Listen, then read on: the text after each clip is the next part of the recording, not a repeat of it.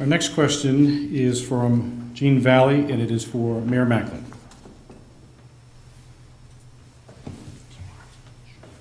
Healthcare is a growing concern throughout the state. Many small businesses cannot afford to offer health care anymore to their workers.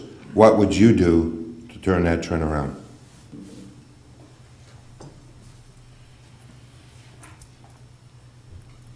Well, I would work with different companies. Being a small business owner as my wife and I are, I know what health insurance is, I know what the costs are. I believe we should sit down at a round table with different insurance companies, form a pool for small businesses, see what we can come up with when you get a pool, you get competition, and then you get prices. I believe competition and the pool of all small businesses would result in lower health costs and insuring everybody. I believe everybody should be entitled to health insurance. I've been through it myself. I worked for a liquor company years ago. My company got bought out by Jim Beam Bourbon. I had no health insurance. We all got laid off.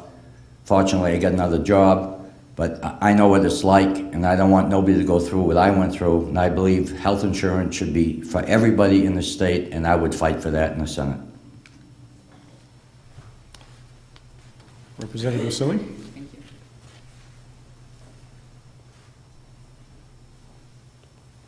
I concur completely with my opponent. Do you realize we are the only industrialized country in the world that doesn't consider health care a human right?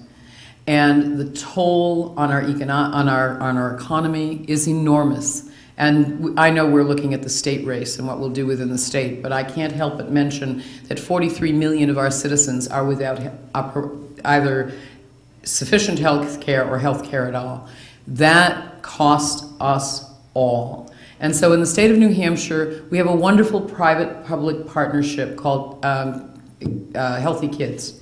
We would like to expand upon that.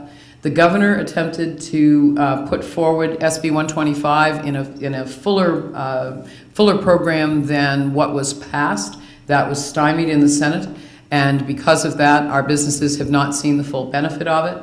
So I think public-private partnerships would be one way to start. I know the chambers are talking about doing pools.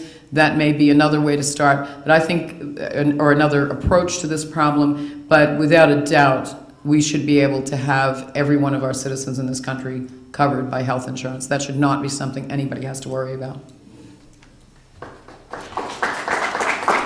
Thank you. Just a quick reminder that if you have any questions from the audience, cards are, as we said, on your tables. Please get them to the chamber representatives, or if you'd like to put it in the basket up back, please do so.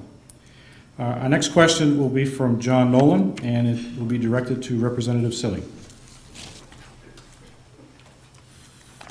The minimum wage in New Hampshire is at $5.15, which makes it the lowest not only in New England, but the whole of the northeast of the United States. And yet, in this part of the world, heating costs are terribly high, and housing costs are going through the roof. So the poor in this state, you could argue, are suffering more than anybody else in the country. Would you support an increase in the minimum wage? And if you did, what impact would this have on the economy?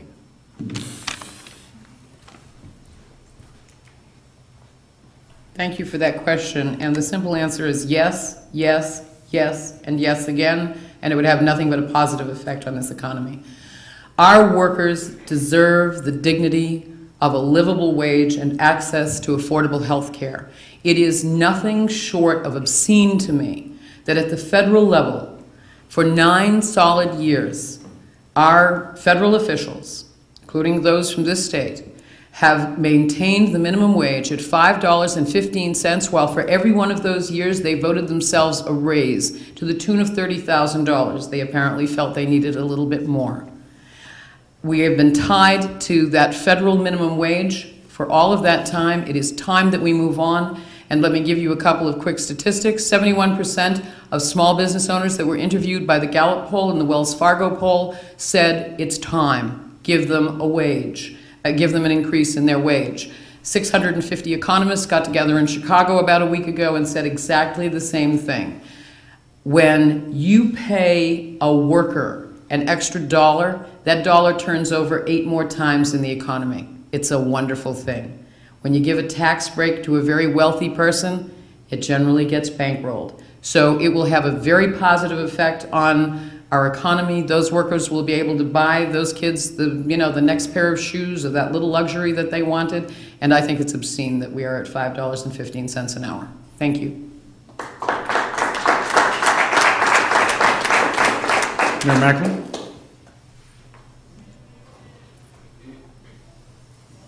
What more can I say? I have to agree with Jackie. I believe 515 is too low. When you get out of school today, there's no more General Electrics, no more shoe shops to go to. You got the box stores, which is nothing wrong with that. But the minimum wage is $5.15 is too low, and I agree with her, and I echo her statements on that.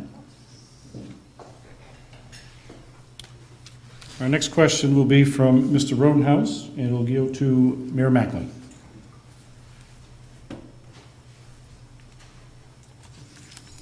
The school funding debate has raged on for several years now, and the legislature has been unable to pass a funding solution that will withstand the scrutiny of the New Hampshire Supreme Court.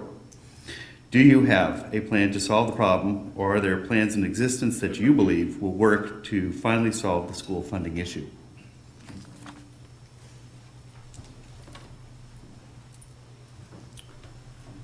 I believe in support of the constitutional amendment. I've said many times when I was mayor of Somersworth, when this has been going on now for a decade, for 10 years, I've said to the council, if in fact the council sent resolutions to, I worked with Governor Shaheen on this when her plan was there, and we passed 3 resolutions to support educational funding. I believe in what I said to the council was, if something like this happened in Somersworth, and it was a big issue, and it took 10, well, now it's 10 years, but when this was going on, if we didn't solve this problem, we'd all be voted out of office, and we would have been. I believe 10 years is too long. I don't believe that the courts or the judges should tell the parents or the citizens of the state what to do. I support a constitutional amendment, bring it to the voters, and let's get this done once and for all. It's been 10 years, the legislature's done nothing, the Senate's done nothing to actually come to a decision. The governor is trying to do something, the other governors tried to do something, but this has got to go to the people. It's got to go to a vote, and let's get on with it. 10 years is too long, and I support a constitutional amendment to bring this to a close. Representative Cilley?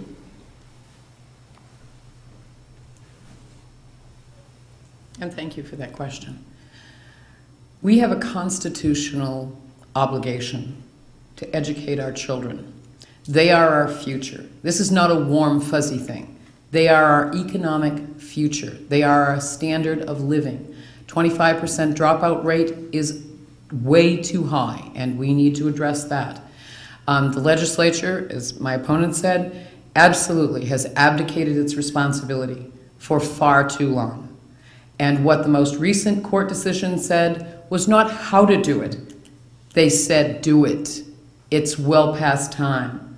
And when I go to Concord, I intend for that to be the top priority. Let's get this definition done. We cannot talk about funding solutions unless we know what we want the outcomes of our educational system to be.